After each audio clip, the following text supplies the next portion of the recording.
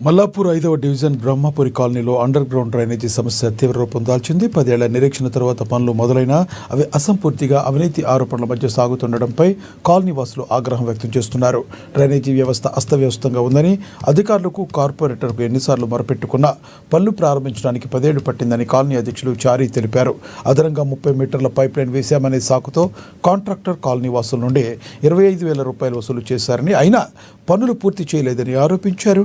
Uppal MLA Bandari Lakshma Reddy, స్థానిక corporator Pannala Devender Reddy వెంటనే ఈ విషయంలో జోక్యం చేసుకుని బాధ్యుడైన కాంట్రాక్టర్పై కఠిన చర్యలు తీసుకోవాలని వారు డిమాండ్ చేస్తున్నారు.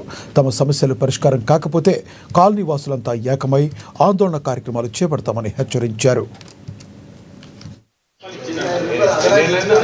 ఏమో చూస్తలేడు, పట్టించుకోవట్లేరు.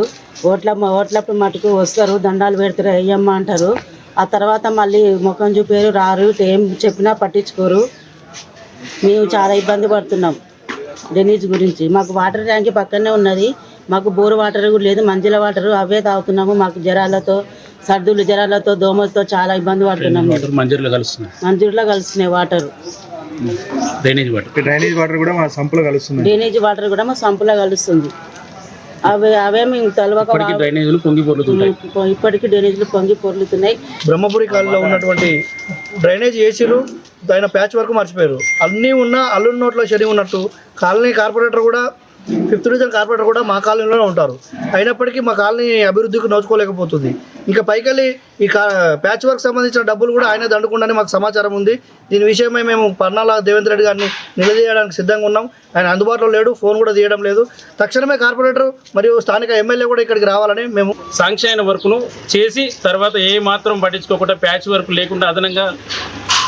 లేకుండా రోడ్డు నిర్మాణం చేయకుండా, జంక్షన్లు కలపకుండా వదిలేసి వెళ్ళిపోయిండు కాంట్రాక్టర్. ఇదేంటి అని నిలదీయగా అదనంగా ఒక 30 మీటర్లు ఎక్కువ పెట్టిందంటే ఆ 30 మీటర్లకు కూడా అదనంగా మేము కాలనీ తరఫు నుంచి 25,000 రూపాయలు కూడా ఇవ్వడం జరిగింది. అయినా కూడా ప్యాచ్ వర్క్ వేయకుండా ప్రతిరోజు జంక్షన్లను కూడా కలపకుండా ఉండడం వల్ల డ్రైనేజ్ ఎక్కడికక్కడ పొంగి పొందుతున్నది. నిలదీస్తే ఎన్నిసార్లు అధికారులు నిలదీసినా. మార్కాపురం జిల్లా కేంద్రంలో ప్రత్యేక హిందుత్వ ప్రచార కార్యక్రమం జరిగింది. హిందూ